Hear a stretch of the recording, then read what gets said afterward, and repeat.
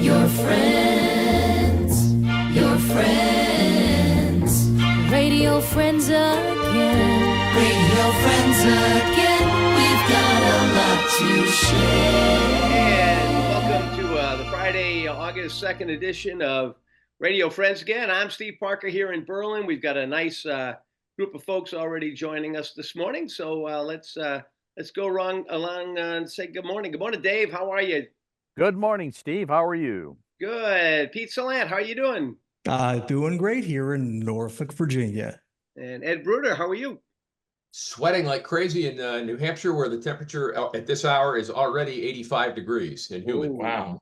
Ron Pell, where are you at this morning? Cheshire? Or Shire? Yeah, I'm on the Shire, Cheshire, Connecticut. Good morning. Morning, Russ Oasis. I'm in the probably coldest area in the United States right now, the Vineyard. It's maybe 78 degrees out. Nice. Hmm. Nice. Let's go next door to Nantucket and say hi to Barry Berman. Hi, Barry. Couldn't be better, Steve. Good morning, everybody. Are you out on the island this morning, or are you home? No, I'm at home base. Okay. And there's Bob Craig. Hi, Bob. Hi. Good morning. As I look out of my plush but not overly ostentatious office, it's 83 degrees. 83 Big D degrees. Big D degrees. I'm sorry. Peter Bush, Yeah. good morning. It's 85 WABC degrees in New Canaan. Morning, everybody. Morning. Morning. There's John Landry. Hi, John. Good morning. How are you? Good. And you're in? As I'm what did you say? I'm sorry, I didn't hear you. Where are you? I'm in sunny East Hampton, Connecticut, overlooking Lake Pocatipog. Oh, and there's Bob Marks. Hi, Bob. Good morning, Steve. Still living in the free state of Florida and still a child of the king. Oh, right. Yes, and there's Dick Calt with us. I know Dick is going to be disappearing, but he's here to say good morning. Right. I'll be doing that disappearing trick. But good morning. We are not using the geodesic dome today. It is too warm and it is too sunny. So we're depending on Mama Nature to take care of us here in wonderful Westport. Wasteport. You have a geodesic dome. Over the town. You know how we are here down in No, hey folks, it's a Westport thing. Yeah. Yeah, it hasn't gone to New Canaan yet.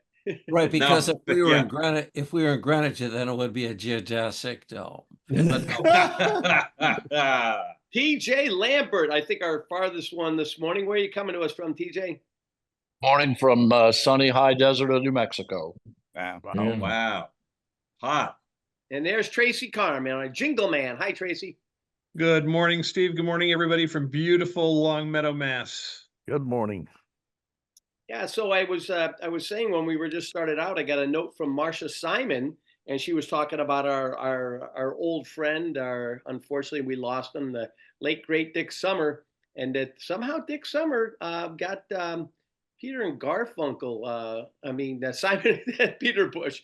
Simon and Garfunkel started.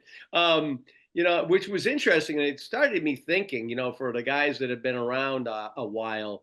You go back and think about any specific new talent that was starting out, and you were playing it before some of the other folks. I mean, Pete, you must have seen some early country artists when they first started going, right?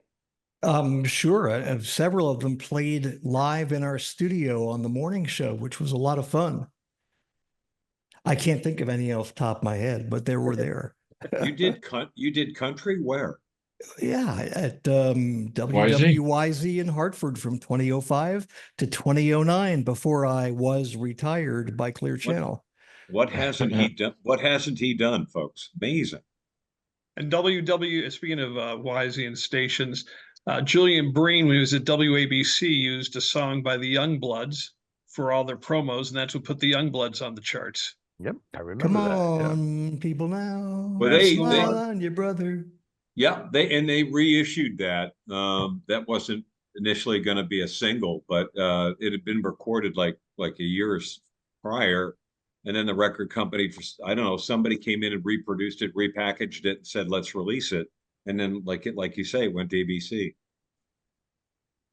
I have a interview with Julian somewhere on DAT where he's talking about the fact that he was a folkie and he used it. And I asked Eric to have the promos on a WABC reel where they're doing the Come Together Brother promos with all the jocks, and that's what led to the re-release. That was also used on a PSA, if I'm not mistaken. Well, that's what it was. Originally. It was a PSA. Yeah, it was a PSA for WABC where they had all the jocks. You No, know, this was a PSA, nothing to do with WABC. It was some other fun or That something. song's been used for a lot of things, both Yeah. commercially and non-commercially. Yeah. Well, Jesse Coulter Young, I'm sure, is enjoying the royalties somewhere. Marcia Simon circulated about Dick Summer. It was interesting because when you put together 38 states, which BZ had in the all-night period when Summer was on, and the fact that he had the flexibility to play whatever he wanted, I guess he ran the song enough that the other jocks on BZ picked up on it, and that's when it came to the attention of Columbia. We actually talked to Dick Summer sometime around 2017 or 2018 about a podcast. We had a couple of conversations that never quite came together, but I was really excited because of how I was a regular listener back in the late 60s on Night Skip in Detroit from WBZ. I got to run, and I'll definitely be here next Friday, and then a few of us are going to segue into another meeting next Friday. So there you go. Yeah. Have a great weekend, guys, and stay See you warm. next week, Dick. Stay Thank you, tuned. Dick. See you next week, Dick. All righty. Yeah, we're in the process for the last few years of opening up another Connecticut Humane Society, another shelter, and we were in Westport forever, and we've outgrown that space. So we've been trying to. We have been successful, but not without getting some great support. And Dick Colt was one of the guys that stepped up to help us out. Because, being a Newington based, actually, we started in Hartford back in 1881 by one high school girl, Gertrude O. Lewis. And we started by saving women and children. So before there was a DCF, it was the Connecticut Humane Society. We're not connected with any other humane societies, but we're still out of Hartford. So when you get down to the Gold Coast, it really, it's tough because we have to be able to serve Bridgeport through Greenwich, that whole area. And trying to find a space that had enough room for walking trails and to build a medical facility connected to us. We really had to find a piece of property, and it turned out to be Wilton. And I can remember when we first spoke to Dick Colt. It was funny because I basically said to Dick, I said, "Geez, we really need some support down there." And Dick said to me, he says, "Steve, I know you're going to be looking for money." And I said, "No, not right now." I said, "Because right now we just need the blessing of that area so we can come down and get a shelter started in that area." I said, "We'll be back for the money." And and he has been very generous.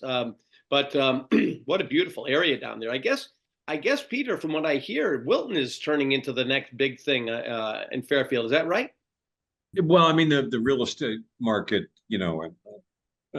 once COVID kicked in, everybody was looking for a place in the country, right? I mean, even places like Brookfield, Connecticut saw incredible expansion, farms being sold at outrageous rates and developments going up for people that were moving as far away from the city as they could. So in suburbia, we picked up a lot of people from Brooklyn here in New Canaan and in Wilton.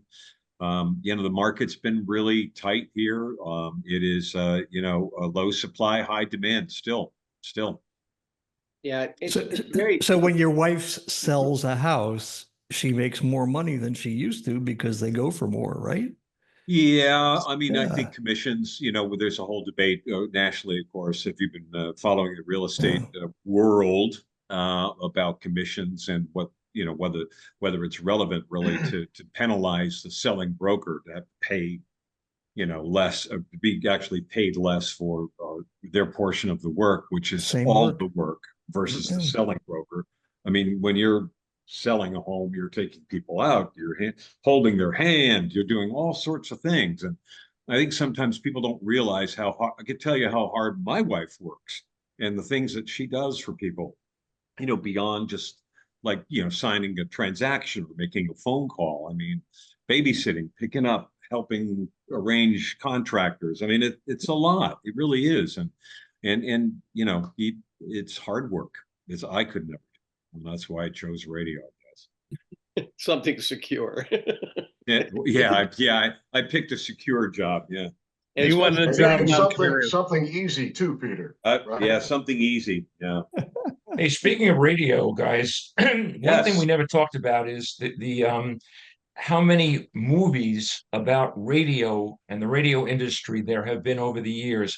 I guess probably the most famous one was Play Misty for Me with Clint Eastwood playing a disc jockey. Great. But a friend of mine sent me he sent me a note this morning about a movie that's coming up on TCM from 1956 called Everybody Loved the Great Man. And I'm gonna hold my phone up on it. Well, you probably can't see it. But anyway, it stars a guy named Jose Ferrer, if everybody remembers him. Yep. Sure. And it features Dean Jagger, Keenan Wynn, Ed Wynn, Julie London, and Joanne Gilbert. I'm not familiar with her. But anyway, it's a 1956 movie about the radio industry. And if anybody's interested, it's going to be on TCM, Turner Classic Movies, on August 22nd, late in the evening. So you might want to tape it. It's 12:15 a.m. But just throwing that out there. But like I said, the one I remember was Play Misty for Me. What is it called again? It's The Great Man. The Great Man. The Great Man. The Great Man, and it's about the radio industry, and starring and directed by Jose Ferrer. Remember him? There's he's an actor back in the 50s and 60s. Yeah, there's a scene in that movie, if I'm not mistaken, where Jose Ferrer has actually a reel-to-reel tape recorder over his shoulder. And Is that right? Some kid comes up to him and goes, "Hey, what's that?" And he goes, "Oh, it's a new thing. It's called recording tape. And we're not using wires anymore. And with the old wire recorders they used to have back in the day." And they were he was talking about those reel-to-reel tape recorder, and he was going to go and interview somebody. I thought that you're familiar with that. You're familiar with that movie, then, Dave? Yes, I saw it years and years ago, and that's the one scene that stuck in my mind throughout the whole movie was the tape machine. So they must be bringing it back on to one of the networks, right, Ron, or what? TCM with Turner Classic Movies. I think it's on basic cable. I think everybody gets it. It is. Yeah. Well, I remember, it's CRN. Remember, Barry, when we had to kind of like get our reel-to-reels out of sight because of looking like we were too much in the past. I remember that. What's Barry a real came to me and said, "Ron, talk to them and get them to get their tape recorders out of the conference room. We're in the 2000s now." I haven't used a reel-to-reel tape recorder since 2 hours ago. That's right. Yeah, I remember. But on the subject of movies and or television, of course, about radio, I mean, how many of you guys think that what we watched on KRP really happened? Great follow. Greatest. Well, something in it actually resonated, sure. Yeah. If you ever worked at WADS, you would know that KRP was real. God is my witness. I thought the turkeys could fly. Right. You know that is a real story.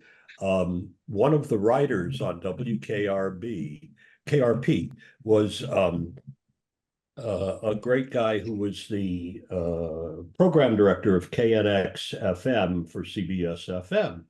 And once upon a time, Bob Oakes told me this at KFWB. They tried that, and they threw the turkeys out of the helicopter.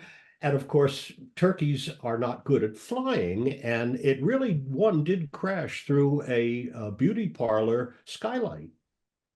Oh, God. And if anyone would know that, it would be Clark Smith. I can tell you that one of the original ESPN radio commercials was Dan Patrick's in a helicopter throwing bats out, and it was based on the KRP turkeys thing, and it was Bats Can't Fly. So that was a pretty funny commercial, and they did it right over Bristol, maybe out by the lake. We did a turkey drop for Thanksgiving, I don't know, in the late 80s at Weeby, and it was an absolute nightmare. Look it up. There's stories got written up in the Connecticut Post. So we had these leaflets. We figured we can't drop turkeys from like 6, 8 stories or whatever it was. So we had leaflets that were made just to throw out the window. So the intern or whoever was handling that up there go, okay, ready. And I don't know who was announcing it down below. Here it comes. You got to grab your certificate. And the certificates went all over the place. It was absolute chaos, people trampling over each other. I mean, it was a mess. It was just a mess. It was horrible. Oh, amazing. People are crazy. They kill for T-shirts. They put one behind their back and say they didn't get one yet. I mean, when it comes to giving anything away on the radio, it's amazing. Well, here in Manchester, New Hampshire, this might have been when Pete Salant was working up here in Manchester, but they used to have a Thanksgiving time scavenger hunt, and people had get in their cars and had to drive around town looking for clues, and eventually the winner got the turkey. But the Manchester police, they had to ban the thing finally because so much private property was getting trampled on. Oh my Yeah, God. for a while, those scavenger hunt contests were pretty popular. On the radio, we had, I remember in Boston, we had one where they would bury or put away someplace that was unknown and give clues $1 bill. And if you found that, then it transformed into a certain amount of money that was in the jackpot.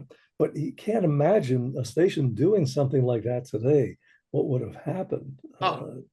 Be devastating. What people would go through to win money as such. Just. I think POP, maybe TJ knows, but POP back in the early day, didn't they used to do a treasure hunt? Yeah, absolutely. Yeah, we sure did. Scavenger hunt. Yep. And people would rip everything up trying to find it. You know. Oh Lord. It's funny. I remember one time being at the department store Lutkins in Hartford, and they had these big plexiglass money signs, like a dollar bill sign, and it was hysterical because one of them had $1 million in it. And I said, Dad, DRC could give away $1 million. He goes, Steven, sometimes you can push them too far. But Steve, remember the visible vault? Oh, yes. Explain what that was. Well, no, you go ahead. Well, it was a plexiglass box filled with money. And we would take it out. And if you guessed, I think as I recall, it's so long ago, if you guessed the amount of money or come close to it, you would win the money in the vault. And we would and this went on for weeks, and we would take it out. I mean, it was just another Charlie thing. It was so great, the visible vault. And he would, play it up but people we would do remotes, and people would come out lined up to get a look at this thing to figure out how much money was in it. That was a great promotion. And we did have a visible vault for many years. We came up with a summertime contest that has become one of the great promotions that we've ever done, and it's called the Great Treasure Hunt. Now, we live on what's called the Treasure Coast, where right off of our shores, the 1815 fleet, Spanish fleet, galleons, they sank during hurricane, and there are millions, if not billions of dollars worth of treasure out there that washes up on shore. People go out diving for it. So we thought what we would do is have a treasure chest that at the end of this promotion, anybody who goes out on this hunt will find a key.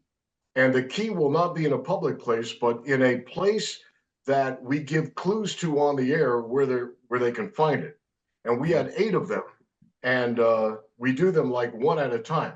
And all of the treasure finders, and we have to do with Treasure Coast history. And we give out these regular clues until somebody actually finds a key.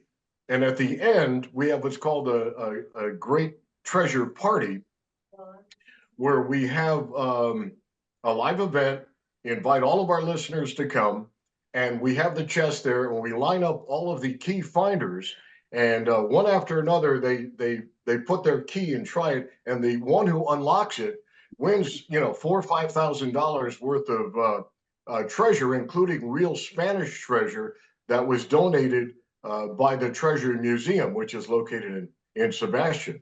It could not be more exciting, and the people who participate, I mean, they're fanatics. They take their vacations around it so that they can go and look for these keys. The Great Treasure Hunt at Christian FM. It was fun. You gotta. It still is. You gotta make sure the fun aspect is always built in. I know that we had one of the great promotions that's, done radio stations all over the country is when you do a diamond melt and you put a real diamond inside an ice cube at a jewelry store, but only one of the diamonds is real and the rest of the diamonds are cubic zirconia. So you stand around and wait for it to melt. So everybody would be waiting in the jewelry store for their ice cube and their Dixie cup to melt. And what else are you going to do while you wait? Might as well look at some jewelry, and they used to pack the store with people. Or with DRC, with, everybody that's been in Hartford knew Jimmy Balch back then with Rod knew Jimmy Balch. But they did the Mystery Mileage Marathon, which was another thing that my dad put together. And all you had to do was be in the car when that mileage came up and you would win the car. So everybody was taking the thing for a test drive. It was fantastic. And poor Jimmy Balch didn't know what to do. He says, I don't know what to do with all these people in my showroom. And you wanted to go, wow. Sell them a car. What do I do with all these people in my showroom? They had a promotion here where they WMAS came up with the bright idea of putting jewelry frozen in ice. They set it up right in the shadow of WHYN Studios on Main Street. Whoa, that's great. So you're looking out the window and you're seeing them down below trying to wait for the ice to melt to be free of adhesion. Perfect thing between Bill Hess and Cradaville and the folks. We had a promotion at CRN at the Ski Watch where we were giving away trips to Aspen. Chuck Devine. Yeah. What's that? Chuck Devine, right? The guy that did the Ski Watch? Ski Watch, Chuck Devine. Well, he could have worked for us. I don't think he was the voice. No, I thought he was the voice. Sorry. No, we had, it depends on the time. We had Marcia Simon for a while. We had. That's right. Yep. John Bouchard. I have a Dinty Moore jacket somewhere that says Ski Watch on it. Yeah. So anyway, what happened on this one is, we were sending 150 people to Aspen, and we had a prize winner coordinator to make sure that everything goes right. Lucy Grignano was prize winner coordinator at the time. And so what happened was we get this letter, or we get this winner whose address is third trailer from the right. And this is up in Vermont. So we flagged this guy. And so we said, we better watch out for this guy because he probably has never flown before. This is a big deal for him.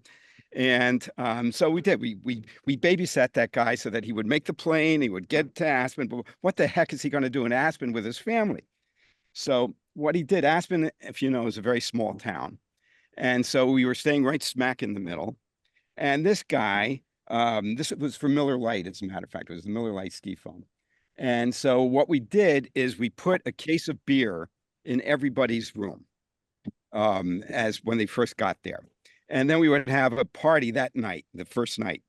So the second day, the guy comes in and he says, Mr. Berman, I thought there's supposed to be beer in the room. And I said, yeah, we put a case of beer in the, Bob Bowles put a case of beer in there just last night. He said, well, that was last night. Okay. So now we say, okay, we have a problem here. So at the end of the run, he didn't go skiing at all. And we get a note say, you say you pay for a trip. This is he writes this letter. You say you pay for trip. And so here is receipt from trip. So apparently what he did was he went to all these stores and he bought all this stuff like furs and, trinket and trash, everything that he could. I can't remember how many thousands of dollars he did. He also took taxis everywhere he went because he could. And so he did. I don't know where he gets the money, but he's asking us for $3,000 in reimbursement. And now in taxis, remember the blocks, there's only about 3 or 4 blocks in the entire town of Aspen. And so there's no need to take a taxi, but he just felt that he's going to get paid for this. So we sent him a note and we said, here are the rules to the trip. The rules to the trip is here's what you get, here's what you don't get, blah, blah, blah, blah, blah. And so then all of a sudden, 2 weeks later, we get this letter. It says, you say you pay for a trip. Right. So we ended up we said, okay, you know, Mr. Whatever, we hope you had a wonderful time, blah, blah, blah, blah, blah. But if you really have any issues about what you got or didn't get on the trip, here's our attorney. Here's our attorney's telephone number, and he'd be delighted to talk to you. We never heard from him again. So that was our big promotion for the year. Well, And Barry, if you're going to say that, you have to tell us why you're wearing a hat that says Rooftop Madness 09. What the heck is that? Well, There's a story about that. I remember that. Yeah, I think Alcoa was was a client of ours, and they're in Chicago. And so, you know, at Wrigley Field, how you can sit in one of these places in the outfield that's part of a restaurant, and then they have the bleacher seats right underneath it. So we rented out the restaurant to bring all the people from Alcoa who are working on the project out for us. I forgot all about it, and then I found this today in a bag of goodies. So that's what it was. It was just it was a client party, more or less. Client promotion, yeah. Well, you know, we've mentioned this before, but of course, one of the greatest deals was, you know, Kit Kat and a coffee. Yeah, how did that go? I remember it, but I don't remember it. Well, I think you set up something, and Ron would probably know better, something with convenience stores all over the country. That's exactly right. So Kit Kat next to the coffee, right? At every convenience store, every 7-Eleven, there's a coffee kiosk. And then we were brainstorming one day with Pat Leaney, who was the account executive. I don't know if you all remember Pat. He worked in Hartford Radio for several years before spending many years at CRN.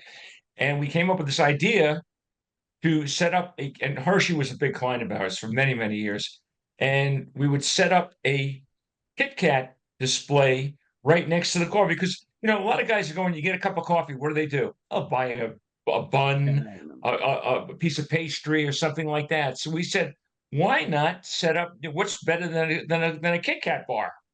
So let's set up a display. And it was very, very successful. I really had tremendous uptick in sales because of that. And we did it all over, I don't know how many markets we were in, about 50 markets, and we did it all over the country. And it was very, very, I remember Pat calling, I said, this is a home run, guys. This is working. And it was really a great idea. Yeah. And Pat was amazing though, wasn't he, Barry? Yeah. And we kept that client, Kit Kat and Hershey, for, easily 10, 12 years. Yeah. Yeah, we had an office inside Hershey, didn't we, Barry? We did. Yeah, that was. I'll never forget the time that I was walking down the back hallway, and as far as the eye could see were cases of Twizzlers. And as somebody who loves Twizzlers, I thought, this is Nirvana. And then they were gone, and I went, where did the Twizzlers go? And somebody said to me, I don't know if they were stale or what. I said, no, licorice never goes stale. Hang on to the Twizzlers. But I guess what happened too, Barry, did get a lot of clients' stuff shipped to CRN, and then we would ship it out to the stations. That's what you're saying is absolutely right, Steve. I remember that. And we would ship them to the stations instead of having them drop ship to the station because that gets all screwed up. And this, we controlled everything. I say this, and Barry Berman, who's the CEO, president, and founder of CRN, but I was managing the affiliate relations and station relations department in those years, and so I had a direct, responsibility for handling a lot of that stuff, working with the shipping department and the guys that would do all that stuff. And so that's what we would do very often. Yeah. How about one guy that got his job for M&M Mars and he made a career out of it? Tell us, Ed, how it all happened. Well, that was a Dick Robinson promotion. He came up with the, he was trying to attract the M&M Mars Candy Company as a client. And he got together with Steve's father. He said, I need an idea. And what it came down to was a 10-week promotion, 1 week prior and then one post week. And in the middle, 8 weeks of sending me, the man from Mars, out on the street every day, knocking on doors. And anybody who had any of the M&M Mars products in their house would win a check for $100 on the spot. And I had an old news department Norelco cassette recorder in my briefcase and was recording the people going, oh my God, I'm a winner. And then I would bring them back to either David or Dan Samasco. They would edit them up to next day's promo. Man, we have some great outtakes that Dave sent out about that too. You getting attacked by dogs and everything. Yeah, that's all true. Yeah, but that was a great promotion. I forget what the dollar Great figures promotion. were at the time, but it was supposedly the biggest promotion that M&M Mars had ever done in one local market before. And that was hence Men from Mars Productions. Exactly. Yep. Did you wear a And it must have been costume, Ed? successful. Go ahead, Ron. Did you wear a costume or anything like that? No, that was discussed though when it was started. Dick Corson wanted me to be dressed as a spaceman, and remember this was summer; it was just July and August. And as it was, I used to take Steve's dad's car out every day. We'd wait for him to get to the office because the car had air conditioning. Because you're hauling around all this chocolate.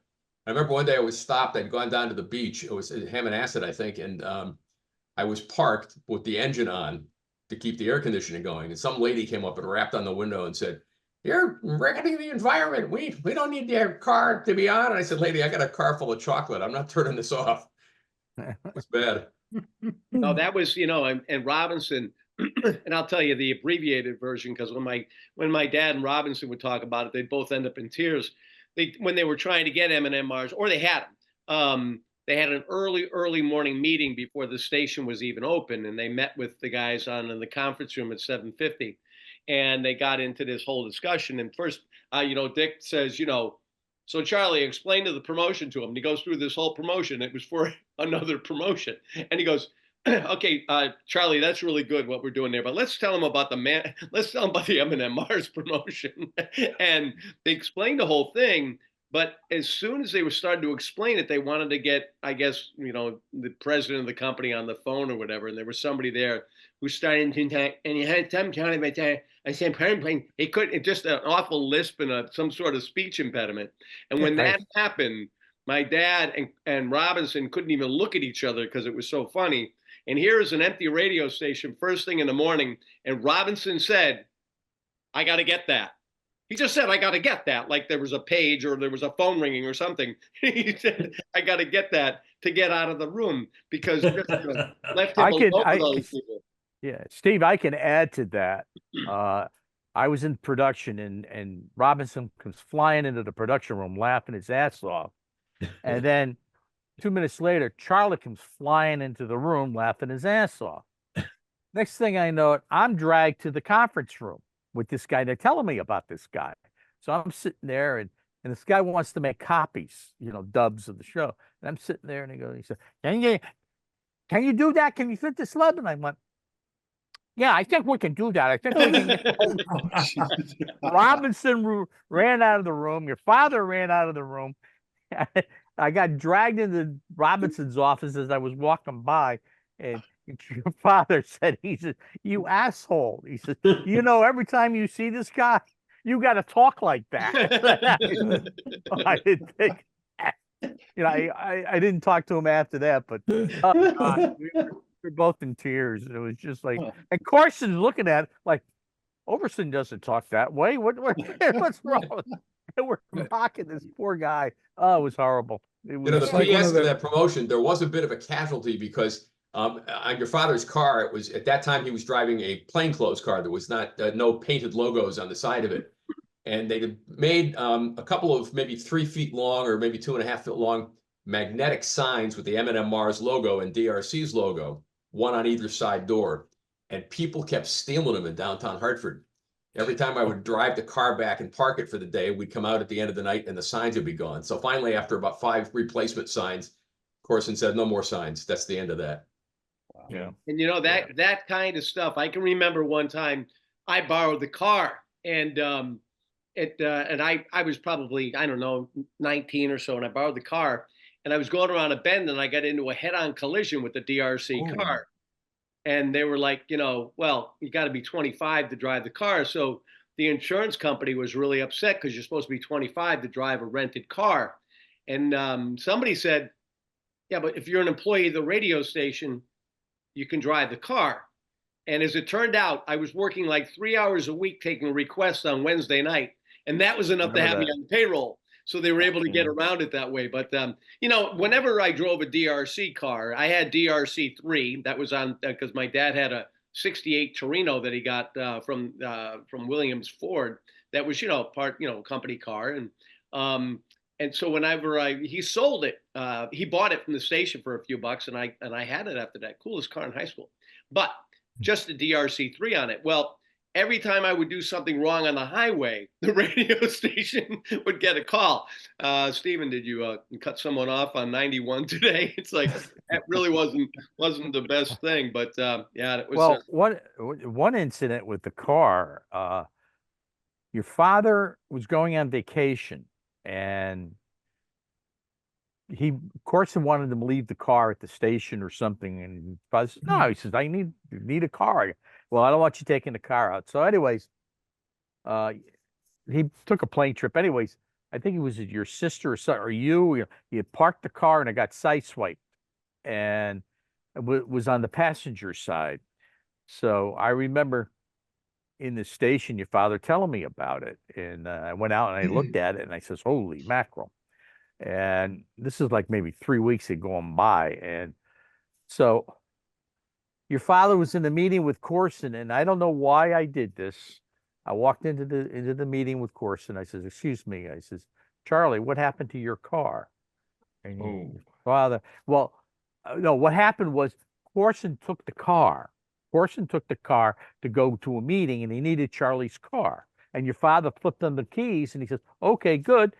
Got in the car and he drove off.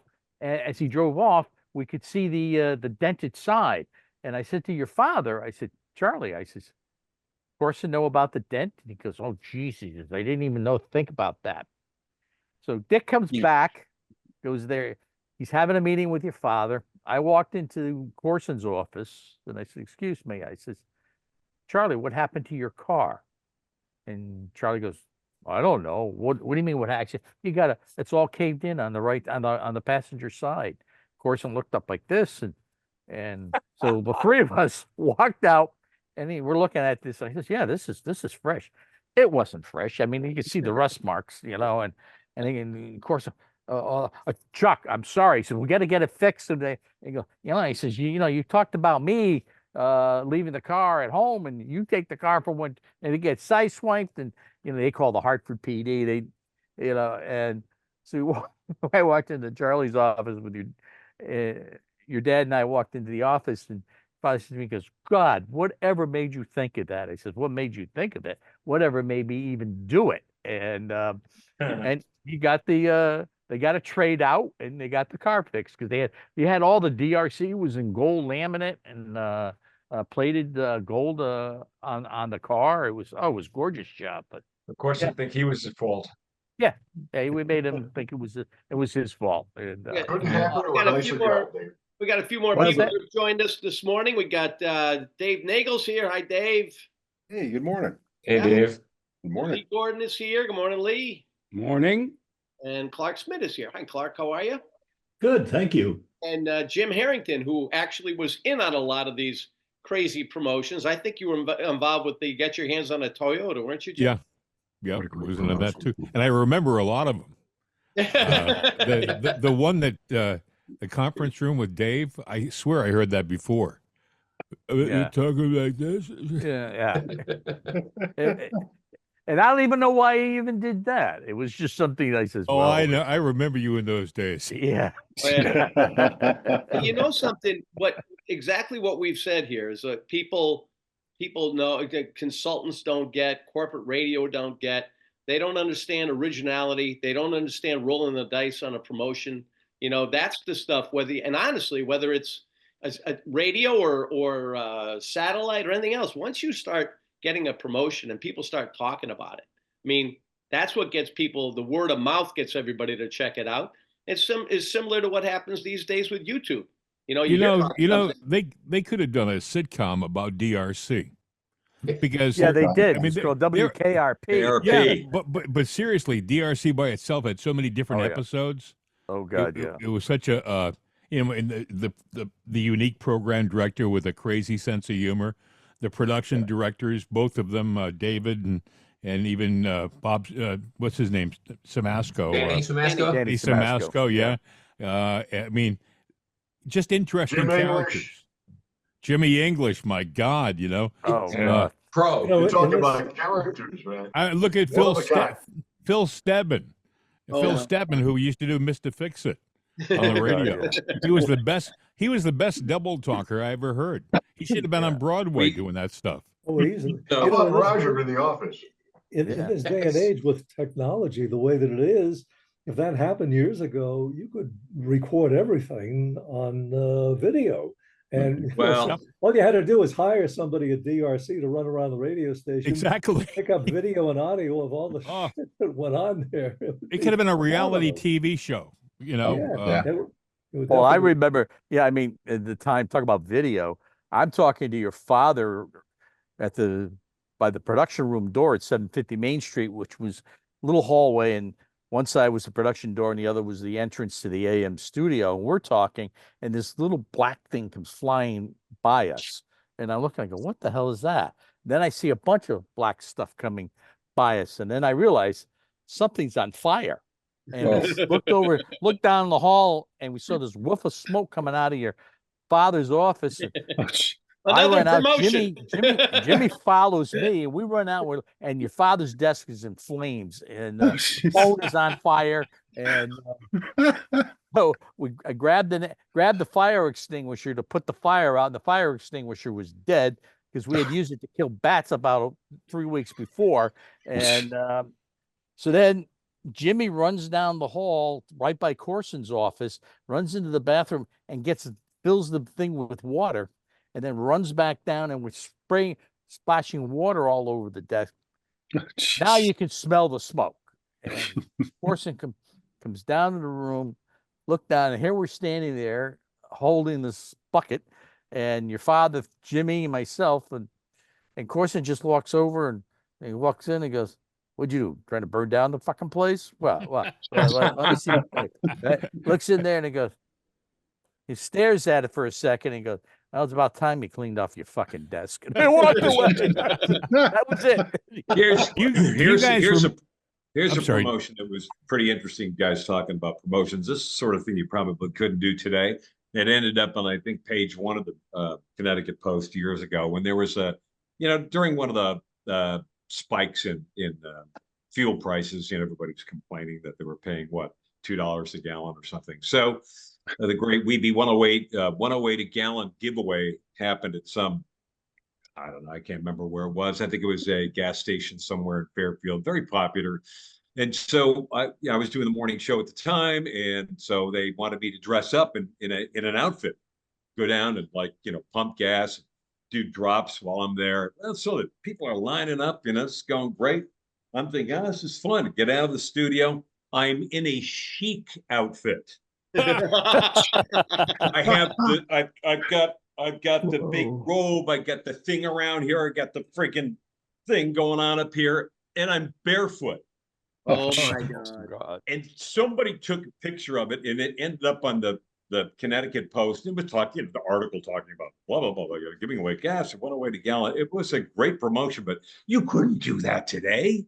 You couldn't do that today. Oh, no, politically incorrect. It was unbelievable. Yeah. This white suburban kid from New Canaan with the chic outfit going on. It was really funny. Is the Connecticut Post the old Bridgeport Post? Yes, correct. The Bridgeport Post. Yeah. That's how old. I used to live in Stratford 1,000 years ago. Yeah. I lived on the beach in Milford. Hey, Peter, I got to ask you this, Solan. Yes. Do you remember my antics with automobiles at Waves? Oh, all the time. Yeah. I was constantly getting in trouble for because of course, I always wanted to be a race car driver, and I went on to do that years later. But having to be a race car driver at the radio station, with a station product and being out there in the public's just not a good idea. With the call letters all over the logo on the side of it and all. Remember the time I reversed the air cleaner? Oh my God! The air cleaner. So we had a Ford Pinto station wagon, and it was pathetically slow. So I wanted to do something because as a waves man, that's when we Waves man and the Waves mobile. Right? Yeah. So when I wanted to go out, I wanted to get there faster. So I took the air cleaner, the top of the air cleaner, you unscrew the thing and you flip the air cleaner lid over and you get more air going into the carburetor. And I noticed a slight increase in power. And I thought this was great. Willie B. Good and I were out there sticker spotting. I don't know what happened, Peter. Bill Patrick or somebody found out about it. God, did I get slain for that? Oh yeah. Oh yeah. Only you too would know about that. So Do any of you guys at DRC remember they did a promotion? And this was a failure. We never really went anywhere with this. It was we were going to go to a movie premiere in the Manchester movie theaters over Arcade. It was the Manchester Arcade, right? Yeah, right. And it was a big deal, and it was kind of a split second kind of thing. It came up quickly, and Charlie said, "Oh, we got a big deal. Everyone gets free passes. Be at the premiere tonight." The movie was called Naked Came the Stranger. Okay. You remember this? And none of us, and seriously, I mean, if you knew me back then, I was really naive about a lot of things. I mean, when I went to New York, I remember they took me down the street when I was working at CBS the first week, and I looked like the typical rube looking up at the different building. Like, but this Naked Came the Stranger thing, I thought it was a real legitimate thing. I go there. It's a porn movie. It is not. It's not an R. It's like a XXX plus. You know. Nice. And Charlie's. Jesus Christ! I don't think Jeez, that makes look at. We'll go to the premiere, but don't mention it on the air. Don't talk about it on the air. Oh my God! I mean, and it was like I had to explain it to my wife. Jim, I think I have a promo for that thing, and I have to record a promo from one of the air checks. Oh, I'd love to hear it. Probably Joe Hager did it, probably. And Peter Bush, you know, that promotion when you dress like the Sheik, there was a similar promotion like that for selling gas at a cheaper price that 91Q did. So I worked there. 70s. I actually worked there. Well, I think it was Otis in the nighttime because he worked there briefly after his DRC days. And that made the newspapers because it caused something of a riot. So many people showed up, beeping their horns, waiting and getting these huge gas lines. You know, with that premiere, they did things in that movie that I didn't even know you could do. You know whose father owned that? Mike Adams. Remember, he owned the movie theater. That's right. Yeah, his father owned the X-rated movie theater. Yeah, because he would come into DRC and we would cut spots for it. And Mike Adams, great guy. He wound up on the air someplace. I forgot. Lee, wasn't he Dale Denver at POP? He was Dale Denver. He was Dale Denver. Yeah. At RCQ, we actually when they went to a gold format, he was the morning man and called himself Dale Denver. 91Q. That's right. Wait a minute. I still call him Dirty Dale, and I used to tell people when this TV show Mork and Mindy came on, I said, "This guy reminds me of Dale Denver." Yep. Yeah, talented guy. Mark, Hey, Ron. very talented guy. Yeah. Ron, when did you work at how many people? Hold your hands up. How many people worked at did. RCQ? When I moved to Connecticut in 72 or 73, you know, I'm just bouncing around looking for radio stations, and I very easily found DRC. But 91Q was playing oldies, and Mike Adams, who I had a relationship with afterwards. He worked at DRC for a while, didn't he? Dave, I don't think Mike so. Adams I don't work think at so. DRC? is that the same Mike Adams who worked at CCC. WRKO? He used to come into production. Andy Zeldin had the account message center beepers. Maybe that's He what was one of the character actors on a whole series of stuff we recorded.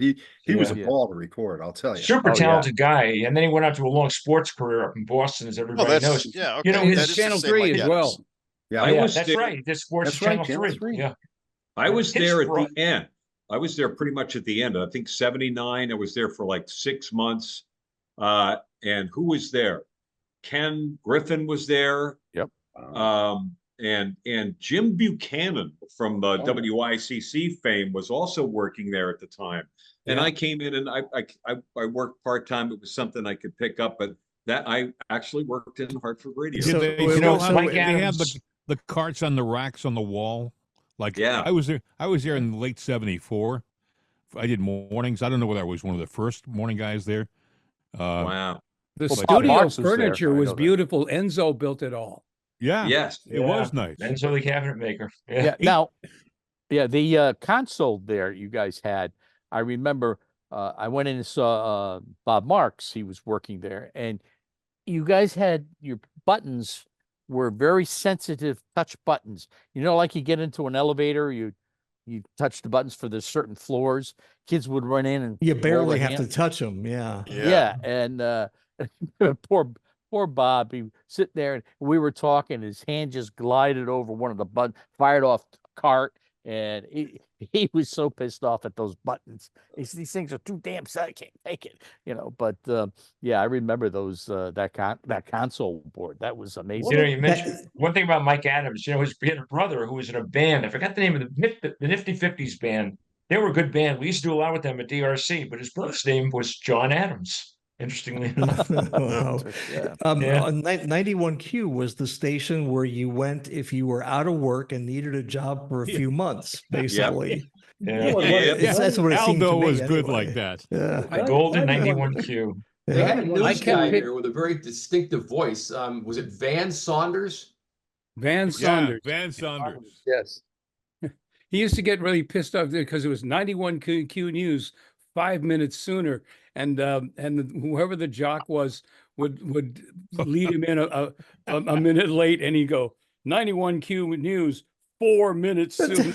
All right. I used to hound Lee Manson to try to get hired, and he wouldn't hire me. And then one night, it was a really crappy night, and it was snowing. And he called, and Manson called Jack Carney to see if Jack could come in. Jack said, "Now I can't do it, but my roommate Lee Gordon he can come in." And so Lee said, "Oh, okay." And that's how I got hired.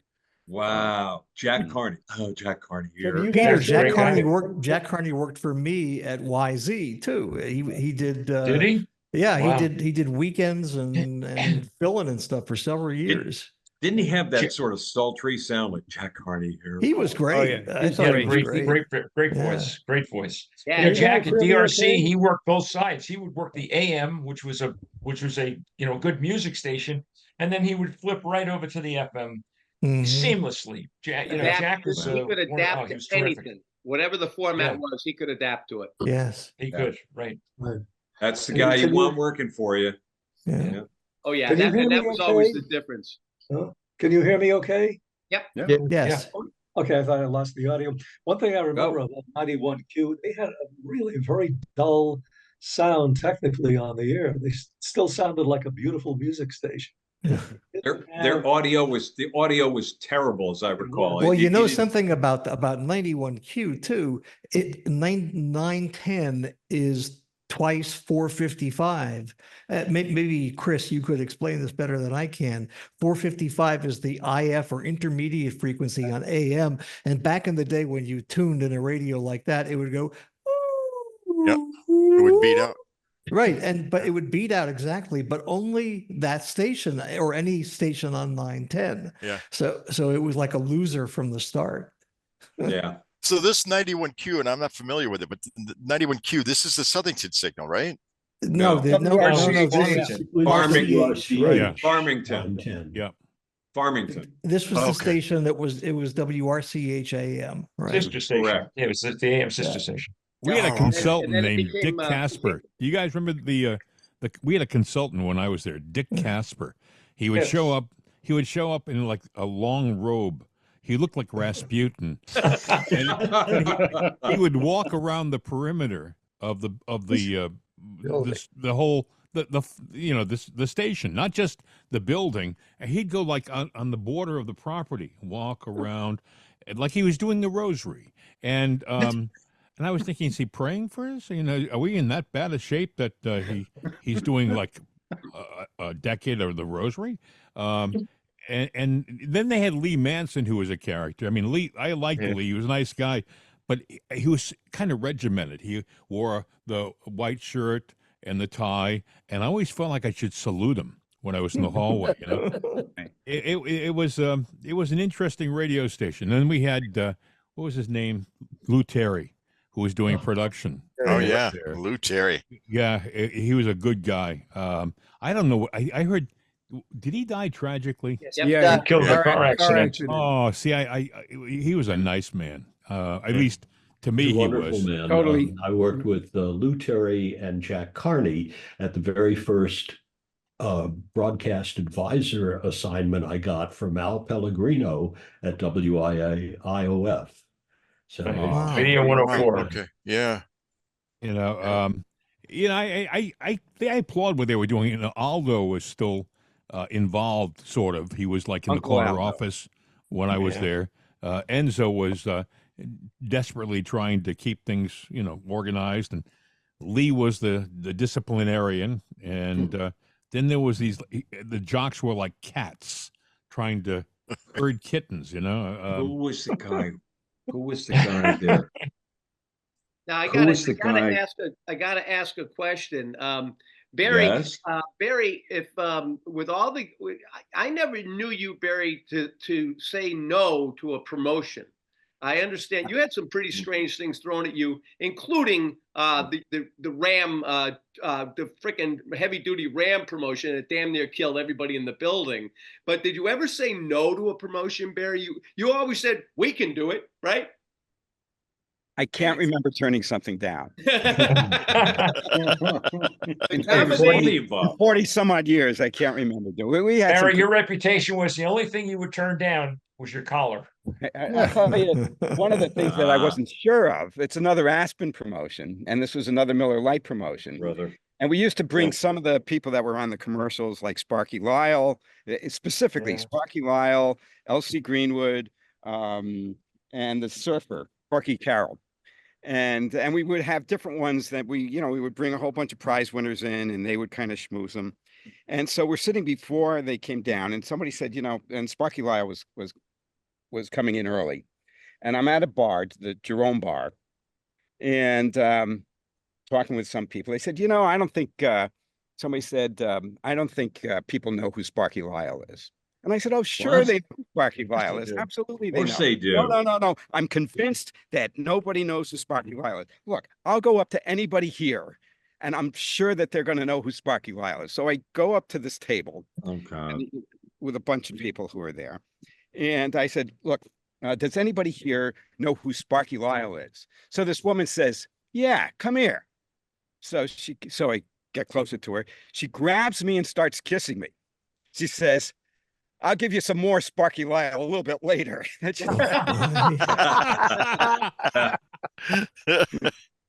Well, yeah, I mean, we've had some pretty interesting promotions. Yeah. And well, the really interesting thing that I always observed about you, Barry, was the combination of you and Dick was always amazing, because you would have just so much creativity just exploding out of you and just coming up with things. And I can still remember you sometimes walking through the building, and you could see that you were just in the middle of trying to put something together and staring and thinking. And then you might be in your t-shirt, you might be barefoot, but you were just always or out of it. But your mind was always Barry. going. And then Dick was able to sit there and spin numbers, spin ratings and spin all kinds. Dick had to put together, how are we going to make it work at a radio station? Right. How are the radio stations going to make it work? So Dick we would get together, and he would say, this is what we need. These are the points we need. This is the numbers we need. And how can we make this work? And we'd figure out how to make it work. So program directors, would embrace it, and it could work. And of course, it would bring money to the radio stations. But being a creative guy as Barry was, and a lot of people at CRN were, that was one of the great things about CRN. There was so much creativity, and then kind of harnessing that to make it work within the confines of a format. Yeah, the fact when you have somebody you were motivated by creativity as much as Dick was motivated by the money. And I think, I really can look, it's like a Roy and Walt Disney. I mean, it's like, you're the Walt. It's like, we can do this, and the mind is spinning. And that was the secret combo, was making that happen like that. I mean, it's you don't know you're doing something really great when you're going through it. It's just after it's over, after 40 some odd years, it's over. You go, boy, you know what? We did some really interesting things, but you're not there. You're doing it day to day, and you're going through the stresses and the pain and the, and it's entrepreneurial, and it's things that have never been done before, and you're worried, and you've got personal issues, you got all that other. How many times, Barry, how many times did you hear a client say, you can do that on the radio? Right. Yeah. Hey, Barry. Yes. Hey, Barry, are you in Monomoy? Am I in my? No. I'm right now. Right now, I'm in West Haven. Oh, okay. Because the background, is that what background is? Are you using a background there? No. it's This his is backyard. this. Oh, Long that's in Island. West Haven. Look at Okay. Monomoy's in Nantucket. I know that. That's Yeah, I yeah, thought yeah. you were, but I thought No, you have a place. You have a we place in rented. Nantucket, right? Yeah, we rented it out though in the summer, Sure. and we're there like in June, and then we'll go back in Yeah. September. 30 grand a week. Why not? It's stupid money out there. I mean, it's Stupid money. Yeah. We've had this place since 1980. I think 1984. We were told we were the youngest homeowners on the island, and then we bought the Pretty place much. for $170,000 and another 10 grand for the furnishings. Oh my God. And so we're very, very, very, very lucky. I pinch myself all the time. And Wow, that's great. it- We it- were on the Old North Wharf, if you know where that is. Oh, I do. I certainly do. Yeah. Yeah. A lot of Yeah. years there. It's cool. Yeah. Okay, sorry guys. Well, Sorry. it's funny. I was offered the opportunity to basically I would like to say audition, but it was basically to come for a job interview for WMVY, and they were looking for a GM. And I had just started. I wandered away into the world of cable for a while, and I literally just started within the last few days. And all of a sudden, here's the opportunity, and they needed to see me the following day. And now this was, probably could have been, boy, I don't know if it was when it was in the 90s or whatever, but his salary was $30,000 a year. And I went, wait a minute, you're on the Vineyard. This is midsummer. You're not hitting the budget, and you're looking to pay me $30,000 a year. And I'm going to have to live on the mainland in squalor in order to make this happen. It'd be fun if I was retired. But now, I mean, that's a perfect example of a station that once they went nonprofit and they just, do, radiothons and all that stuff. They're just, they're incredible out there. It's a great station. Mm-hmm. Yeah, totally freeform, which is wonderful about it. And the people on the air have been there 20, 30 years or more. And they still got that vibe, the Vineyard vibe. And if you look at what their numbers are, from what I understand, all over the country, because so many people vacation there. WMBY is very big on the Isle of Wight because of the concerts that they used to do. I had the opportunity to take it off of the RKO reel-to-reels and make it album radio 92.7 back, I think, in 82 or 3. And it just was really terrific. Just great people, and that was when it was still at 92.7 before it went to the non-commercial frequency. And one of the best places out in Nantucket, right, Steve, is Sadie's place. Remember Sadie's place, Steve? Oh, Flossie. Flossie's. That's it. Flossie's place. That's in Nantucket? My first job in radio was WCOD-FM. In Hyannis, 1967. It was the first summer they were on the air. It was owned by a guy named Ed Sullivan, not the Ed Sullivan, guy named Ed Sullivan, and it was above the Selective Service Office. So every month I had the opportunity to see busloads of young people being sworn in and sent overseas. And the sad part about it was they usually were lining up as I was turning the station on in the morning with the Star Spangled, the national anthem, dun, dun, dun, and they'd be flipping birds off at the upstairs studio. It was an interesting radio station. I learned by doing, as they would say. They were automated, and they had an IGM system, and I can't believe I spent a whole summer there without getting fired, because I literally, I had one woman call me from Chatham and say, "I hate you." On the and I said, "Mom, why are you calling?" No, only one. Yes, one woman, because I was everything. I didn't know about like editing news programs. I took the teletype. The wire kept going. I figured, well, you start at the top and you just keep reading. And I would have a newscast that would have a story, a lifestyle story, a sports story, a stock story, a farm report. I mean, and I just would read along, and the woman, if she was trying to follow us for news, she wasn't getting it, you know. But and I think Ed Sullivan didn't listen. God bless him.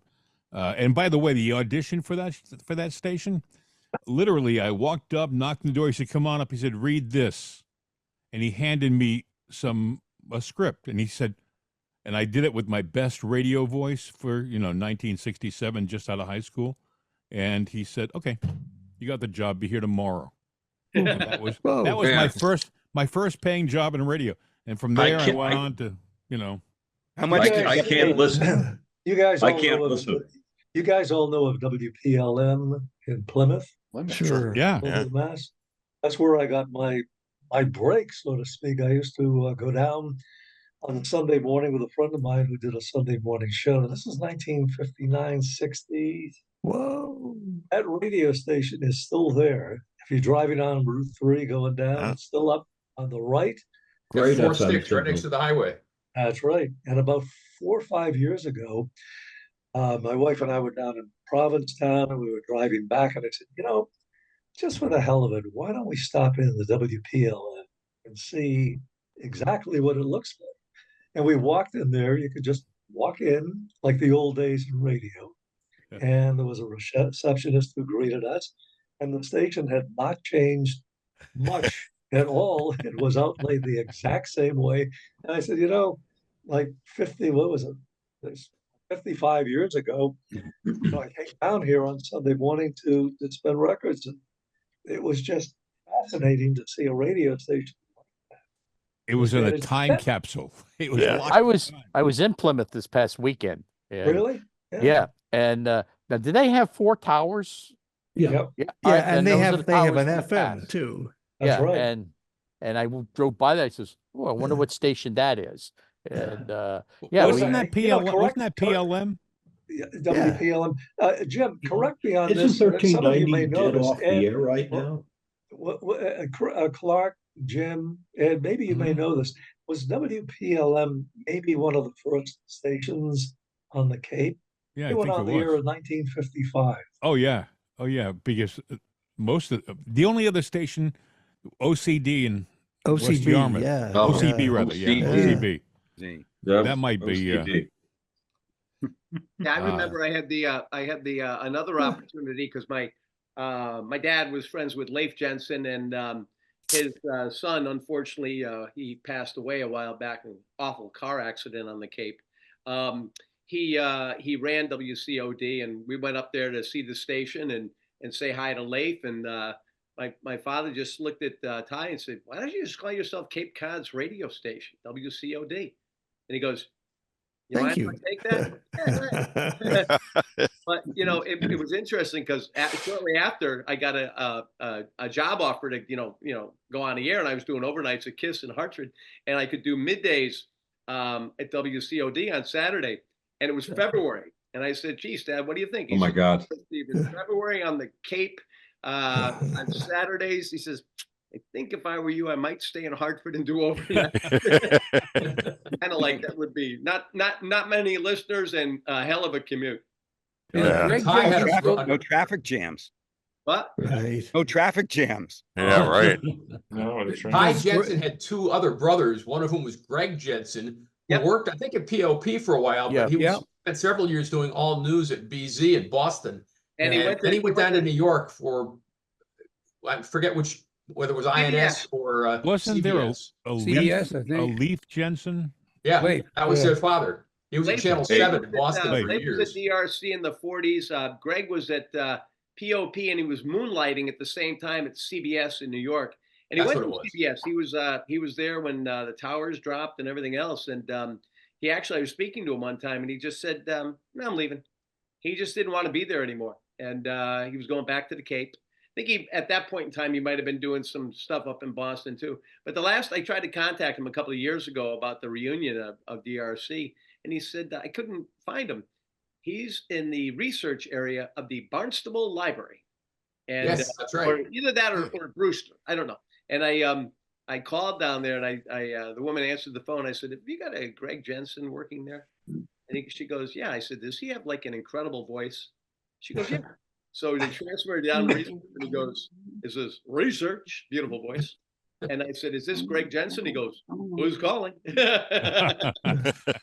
But yeah, he just got tired of it all, and with a set of pipes like that. But he still, does voice work freelance, Hey, Chuck, Martin Martin. is on with us. Chuck, how are you? Chuck's there. Good morning, everybody. Hello, Chuck. Chris On Tracy's air. over there. I apologize for last week I think I just hit the wrong button. I don't know. But if it happens again, I apologize. We'll kill you. And we'll be going through some serious training between. You're fired. There were thousands of disappointed listeners from What around happens the world. again? We're going to take Stupid bastard. But Steve, now that we're in happens again- August, don't forget to promote the Connecticut radio reunion. Oh yes. Right. That's going to be August. 2 weeks. August 2 18th. weeks. We're going out to Farrell's, and please, Yeah. especially you guys around Connecticut, we really try to, it did start as a POP reunion years ago, and then it morphed into to DRC, which morphed into the Connecticut radio reunion. And we encourage everybody, please. It's just Why don't you hook up a Zoom call to? We're too that drunk, too. Jim. We're too drunk to continue. Yeah, we talked about that 2 years I ago. don't know what having got like a into me, Zoom of call, course. but The truth will set you free. you kidding Steve, me? when and where is it?